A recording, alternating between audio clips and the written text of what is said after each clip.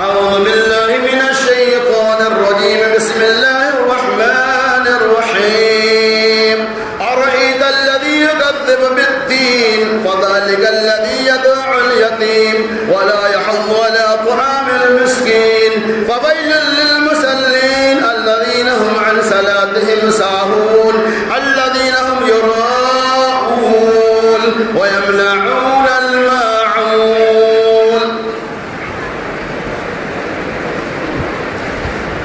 ہر قسم کی حمد و تعریف، ثنا اور خوبی، تعریفات اور تسبیحات اللہ تبارک و تعالی کے لیے ہیں. اللہ سے دعا دو کہ اللہ تبارک و تعالی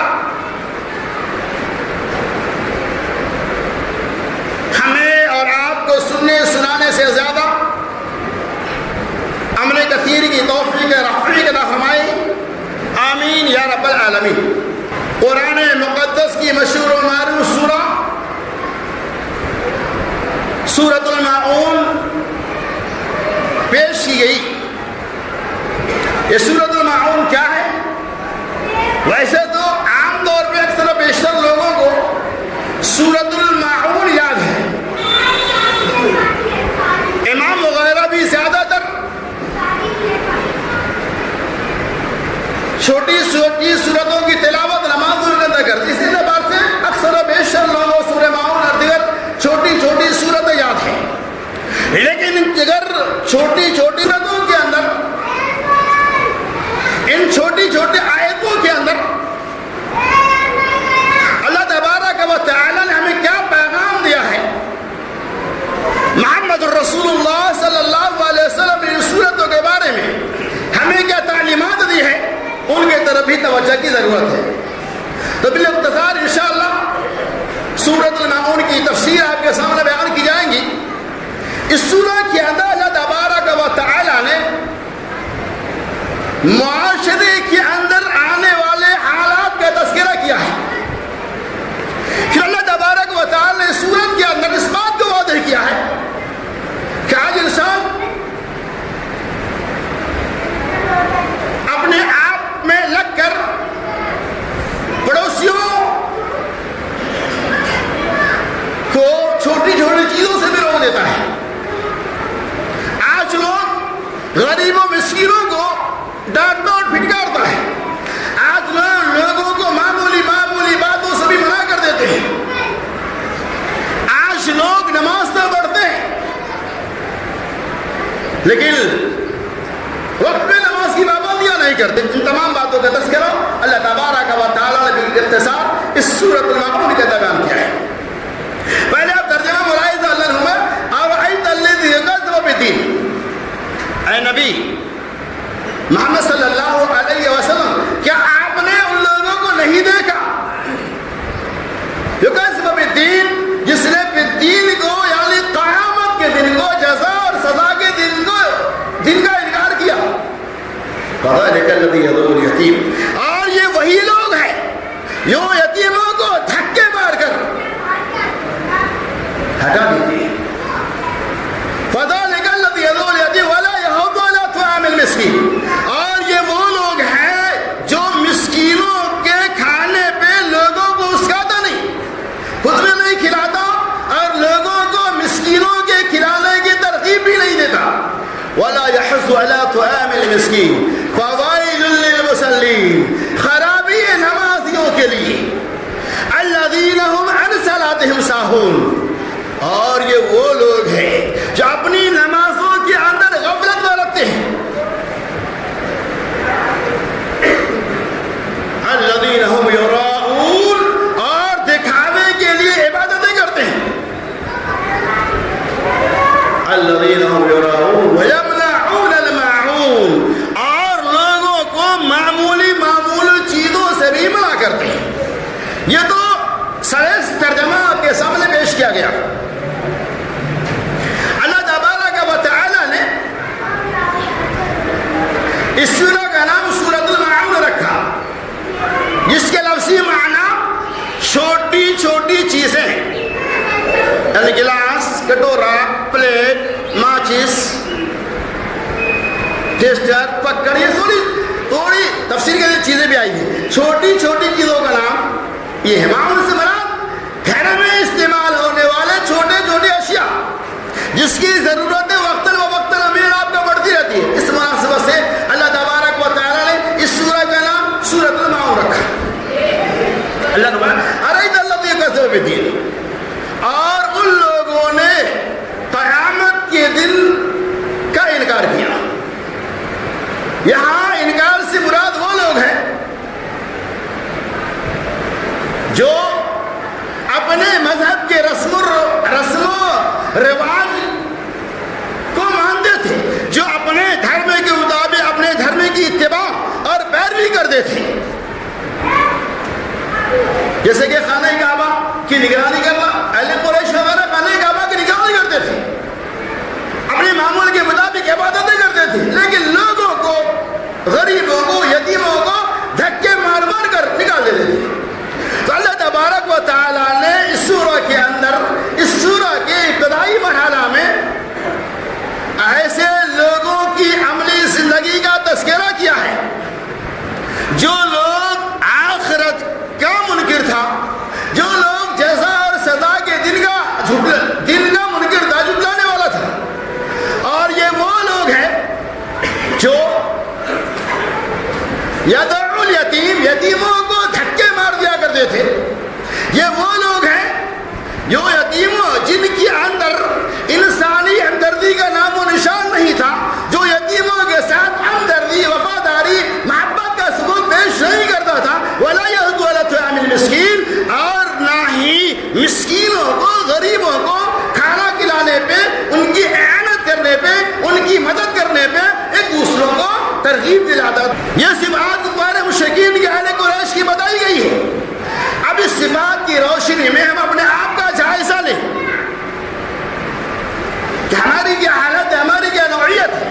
گرچہ ہم جزا کے دن کا انکار نہیں کرتے ہیں، ہمیں اس بات پر عقیدہ اور ایمان ہے. ہمارا ایمان اور عقیدہ اس بات کے اوپر ہے بیتل بعد الموت، یعنی موت کے بعد ہم اٹھائے جائیں گے. ہمارے لیے جزا اور سزا کا دن قائم کیا جائے گا.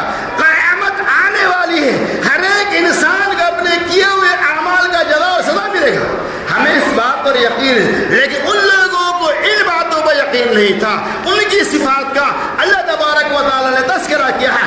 اب تلنا کیجئے ہماری صفات کیا ہونی چاہیے، جبکہ ہمارا ایمان آخرت کے اوپر ہے، ہمارا ایمان قیامت کے دن کے اوپر ہے، تو ہماری صفات کیسی ہونی چاہیے. اسی چیز کا پیغام اللہ تبارک و تعالیٰ نے اس سورۃ المعون کے اندر ہمیں اور آپ کو دیا ہے.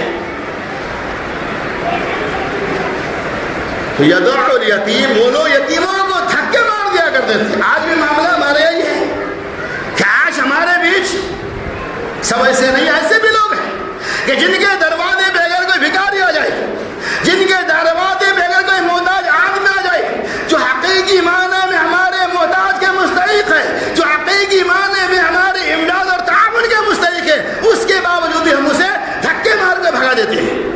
ایسا ہمیں نہیں کرنا چاہیے. اللہ یہ کہا ولا یدع الیتیم، اور یتیموں کو وہ لوگ دھکے مارتے تھے. اے نبی کے چاہنے والے، تمہاری ذمہ داریاں یہ ہے کہ یتیموں سے متعلق، مسکینوں سے متعلق اپنے دلوں کے اندر ہمدردی کا جذبہ رکھو، اپنے دلوں کے اندر ان کی اعانت کا حوصلہ رکھو.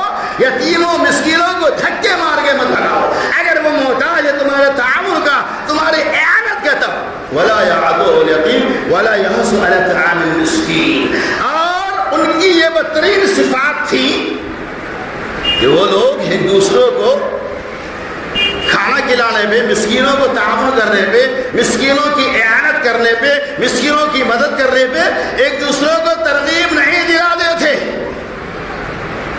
یعنی ان کے اندر مخالفت کوٹ کوٹ کر بھری ہوئی تھی. آج ہمارے بیچ میں ایسے لوگ ہیں جو مسکینوں کی تعاون نہیں کرتے، مسکینوں کی اعانت نہیں کرتے، مخالفت کی بنیاد پر خود تو مخالفت کرتے ہیں اور مخالفت کی بھی تعلیم دیتے ہیں. یعنی اللہ تبارک و تعالی نے جو کچھ مال اور دولت عطا فرمایا ہے، ان دولتوں میں سے ہمیں مسکینوں کے اوپر، یتیموں کے اوپر بھی خرچ کرنا چاہیے، صدقہ و خیرات کرنا چاہیے. اللہ نے کیا وہ لوگ صدقہ و خیرات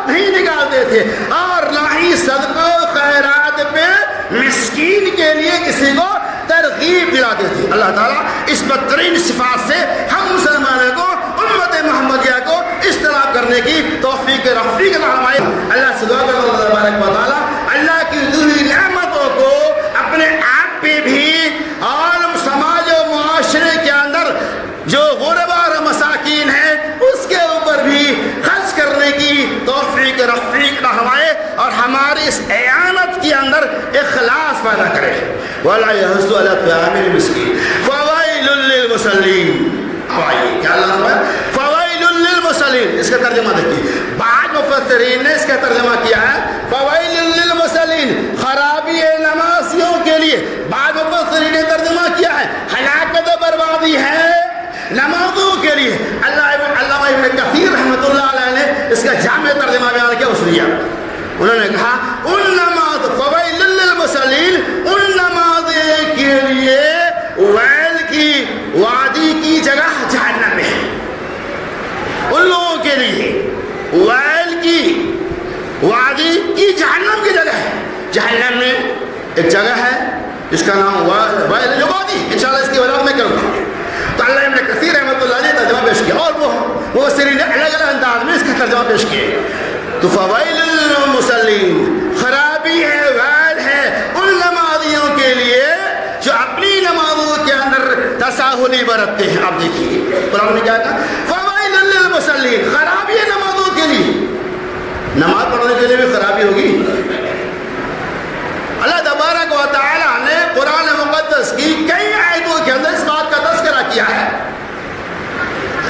کہ منافقین لوگ بھی نماز میں آتے تھے لیکن منافق بھی نماز اور اہل مومن کی نماز پڑھتے تاکہ منافق لوگ اپنی نمازوں کے اندر تساہلی برتتے تھے. جب نمازوں کے لیے کھڑا ہوتے تو اس کے اندر تساہلی کرتے رکوع اور سجود نہیں کرتے فٹافٹ نماز پڑھ کے رفع چکر ہو جاتے. لیکن مومنوں کی اس بات نہیں اور یہ صفات ہے تو آپ کے لیے ویلی فویل للمصلین خرابی ہے ان نمازوں کے لیے. خرابی ہے نمازیوں کے لیے. ارے نماز پڑھیں گے تو ہمارے لیے کیا خرابی ہوگی. ایک کہ آپ کے سامنے سوال پیدا ہوتا ہے فویل قرآن نے کہا کہ فویل للمصلین خرابی ہے نمازیوں کے لیے ویل ہے نمازیوں کے لیے جہنم ہے نمازیوں کے لیے. آپ جب نماز پڑھیں گے تو جہنم کیسے آپ کے لیے. ایک سوال ذہن و دماغ میں پیدا ہوا ہے. اللہ نے اس کی وضاحت بھی کر دیا فویل للمصلین الذین هم عن صلاتهم ساہون. یہ وہ لوگ جو اپنی نمازوں کے اندر تساہلی برتتے ہیں. یہ وہ لوگ جو اپنی نمازوں کے اندر لاپرواہیاں کرتے ہیں. ایسے لوگوں کے بارے میں اللہ تبارک و تعالیٰ نے فرمایا کہ ویل ہے. اور ہم اپنی نمازوں کا اندازہ لیں کہ آج ہماری نمازیں کیسی ہیں. ہم نمازوں کے اندر داخل ہو جاتے ہیں ہمارا سارا ذہن و دماغ کاروبار کے اندر ہوتا ہے. ہم نمازیں میں داخل ہو جاتے ہیں لیکن ہماری نماز کے اندر تساہلی کا مطلب یہ رکوع اور سجود کو آپ قاعدے سے نہیں کرتے ہیں قیام کو قاعدے سے نہیں کرتے ہیں. یا بعض مفسرین نے اس کا تفسیر بیان کیا ہے کہ تساہلی کا میننگ یہ بھی ہے کہ آپ وقت پہ جماعت کے ساتھ نماز کو ادا نہیں کرتے یعنی ہمیشہ جماعت کو چھوڑ کر آپ نماز کو ادا کرتے ہیں. تو ایسے لوگوں کے لیے بھی نمبر 1 نماز کے اندر تساہلی کرنا مطلب یہ ہوا کہ رکوع سجود سجدہ فٹافٹ کرنا ان کے اندر اطمینان اور سنجیدگی وقار کا خاتمہ کرنا. دوسرا معنی یہ ہے کہ وقت پہ نماز کو نہ پڑھنا. تیسرا معنی یہ ہے کہ جماعت کو ترک کر کے ہمیشہ نمازوں کو ادا کرنا. یہ ساری چیزیں تساہلی کے اندر داخل ہیں. اللہ نے فرمایا فویل للمصلین الذین هم عن صلاتهم ساہون. یہ وہ لوگ ہیں جو اپنی نمازوں کے اندر تساہلی میں رکھتے ہیں. آئیے نماز کیسی ہوگی سن لیجیے. اللہ کے نبی صلی اللہ علیہ وسلم کہ ان تعبد اللہ کأنک تراه فإنه یراک کہ تم اللہ تبارک و تعالی کی عبادت اس طرح کرو تمہیں یہ گمان ہو کہ تم اللہ تبارک و تعالی کو دیکھ رہے ہو. یعنی نماز پڑھ رہے آتے ہیں تو ہمارا ایمان ہونا چاہیے کہ ہم اللہ کو دیکھ رہے ہیں. اگر آپ اللہ کو دیکھ تو نہیں سکتے انشاءاللہ میدان محشر میں دیکھیں گے اصلی شکل. پھر اللہ کے نبی اگر ایسا گمان نہ ہو یعنی آپ اللہ کو نہیں دیکھ سکتے تو آپ یہ گمان کرو کہ ہم اللہ تبارک و تعالی ہم کو دیکھ رہا ہے. اور جس نماز میں ہم داخل ہو چکے ہیں وہ نماز اللہ کی رضا کے لیے پڑھ رہے ہیں لیے جس رکوع اور سجود میں ہم کھڑے داخل ہو چکے ہیں، وہ رکوع سجود اللہ تبارک و تعالیٰ کے لیے، اللہ ہمیں دیکھ رہا ہے۔ جب یہ احساس ہو جائے گا کہ ہماری عبادتوں کو گرچہ ہم اللہ کو نہیں دیکھ رہے ہیں لیکن اللہ تبارک و تعالیٰ ہماری نمازوں کی ایک ایک اداؤں کو دیکھ رہا ہے، ایک ایک حرکات اور سکنات کو دیکھ رہا ہے، اگر یہ احساس ہو جائے گا ہماری نمازوں کے اندر تو نماز میں خشوع اور خضوع پیدا ہو جائے گا۔ محمد رسول اللہ صلی اللہ علیہ وسلم نے ارشاد میں بہت ساری نمازیں ایسے ہوں گے ان کی نمازوں کو ان کے چہرے پہ مار دیا جائے گا۔ ایک ایسی نمازیں ہوں گی، وہی نمازیں ہوں گی جو وقت کو ٹال مٹول کر پڑھنے والے ہوں گے، جو ہمیشہ کبھی چھوٹ گیا اللہ محمد، جو ہمیشہ جماعت کو ترک کر کے پڑھنے والے ہوں گے، جو رکوع سجود قیام کو اطمینان اور سکون کے ساتھ سنت کے ساتھ ادا کرنے والے نہیں ہوں۔ نہا رسول اللہ صلی اللہ علیہ وسلم عن نقرۃ الغراب، اللہ کے نبی صلی اللہ علیہ وسلم نے کوے کی طرح چونچ مارنے سے منع فرمایا، یعنی یہ نمازوں کے اندر آؤ جس طرح سے چیل کوے کھیتوں کے اندر دانا چگنا جب ہوتا ہے ایسے چاہتا اور بھاگتا ہے، تم ان کووں کی طرح سے نمازوں کے اندر چونچ مت مارو، یعنی اپنی نمازوں کے اندر فٹافٹ نہ کرو، اگر تم کرتے ہو تو فویل للمصلین، خرابی ہے نمازی کے لیے، ویل ہمارے لیے، کیسے لوگوں کے لیے؟ آپ سنیے ویل کے بارے میں۔ علامہ طبرانی رحمۃ اللہ علیہ کی حدیث ہے، امام طبرانی رحمۃ اللہ علیہ اس حدیث کو الطبرانی کا نقل کیا ہے، وہ کہتے ہیں ویل جہنم ایک وادی کا نام ہے، ویل جہنم ایک وادی کا نام ہے جس کی آگ اس قدر تیز ہے، اس قدر تیز ہے، آگے جہنم کی آگ دن بھر میں 400 مرتبہ پناہ مانگتی ہے۔ کتنے مرتبہ؟ 400 مرتبہ پناہ مانگتی ہے۔ الذین هم یراؤون، یہ لوگ دکھاوے کے لیے نمازیں پڑھتے ہیں، تو جو لوگ دکھاوے کے لیے نمازیں پڑھتے ہیں، دکھاوے کے لیے حج کرتے ہیں، دکھاوے کے لیے روزہ رکھتے ہیں، دکھاوے کے لیے صدقہ کرتے ہیں، دکھاوے کے لیے یتیموں کو کھانا کھلاتے ہیں، تمام ریاکاروں کے بارے میں محمد رسول اللہ صلی اللہ علیہ وسلم نے ارشاد فرمایا ویل لامی، جہنم کے اندر اسے دھکیل دیا جائے گا۔ ہمارے لیے ویل ہے، جہنم کا بھیانک، جہنم کا کئی نام ہے، ویل نامی وادی میں اللہ تعالیٰ ہمیں آتش جہنم سے بچائے، اپنی نمازوں کو وقت پر جماعت کے ساتھ ادا کرنے کی توفیق عطا فرمائے، اور ہماری عبادتوں کو اللہ تبارک و تعالیٰ ہر طرح کی ریا اور نمود سے بھی محفوظ و معمول رکھنے کی بھی توفیق عطا فرمائے۔ اور آگے چلیے، الذین هم یراؤون وَيَمْنَعُونَ الْمَاعُونَ، اور لوگوں کو چھوٹی چھوٹی چیزوں سے روکتے ہیں۔ کتنا پیارا پیغام اللہ نے ہمیں دیا۔ وَيَمْنَعُونَ الْمَاعُونَ، اس سورت کا نام ہی معون ہے، جس کا تذکرہ اللہ تبارک و تعالیٰ نے سورہ کے آخر میں کیا۔ وَيَمْنَعُونَ الْمَاعُونَ، اور لوگوں کو چھوٹی چھوٹی چیزوں سے روکتے ہیں۔ سماج ہے، معاشرہ ہے، پڑوسی ہے، آپ کے آزو بازو میں رہنے والے ہیں،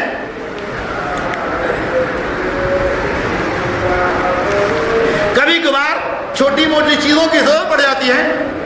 مثال کے طور پہ کسی کا گیس باٹلا ختم ہو گیا، پڑوسی سے مانگنا، آپ اسے دے دو۔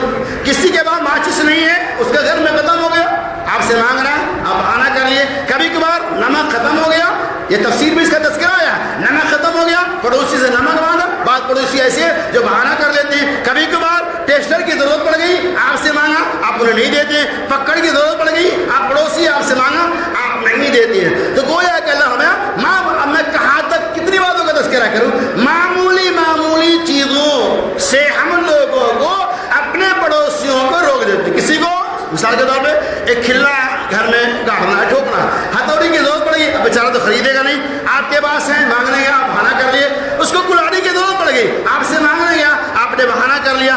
ان تمام روز مرہ میں کام آنے والے چھوٹے چھوٹے اشیاء کو وَيَمْنَعُونَ الْمَاعُونَ گیا. یعنی چھوٹی چھوٹی چیزوں سے اپنے پڑوسیوں کو منع نہ کرو. یہ مومنین اور موحدین کی صفات نہیں ہے. لہذا آخر کی آیت ہمیں یہ پیغام دیتا ہے ہمارے معاشرے اور سماج کے اندر, پڑوس کے اندر, اور کسی بھی انسان کو, چاہے وہ مسلم ہو غیر مسلم ہو, آپ کے گاؤں کا رہنے والا ہو نہ رہنے والا ہو, کہیں کا بھی کوئی بھی ہو, اگر معمولی چیزوں کی اسے ضرورت پڑ جائے, اگر آپ کے پاس ہے آپ بہانہ نہ کریں, آپ اسے وہ چیز دے دیں. اور لینے والوں کی ذمہ داری ہے کام کے پورا کرنے کے بعد امانت داری کے ساتھ جس سے آپ نے سامان ادھار مانگا تھا اس سے آپ واپس دے آئے. یہ دونوں کی ذمہ داری ہے. تو اللہ سے دعا کرتا ہوں اللہ تبارک و تعالیٰ اس سورۃ الماعون کی تفسیر اور ترجمے جو بھی بیان کیے گئے اللہ تعالیٰ سننے سنانے سے زیادہ عمل کثیر کی توفیق رفیق عطا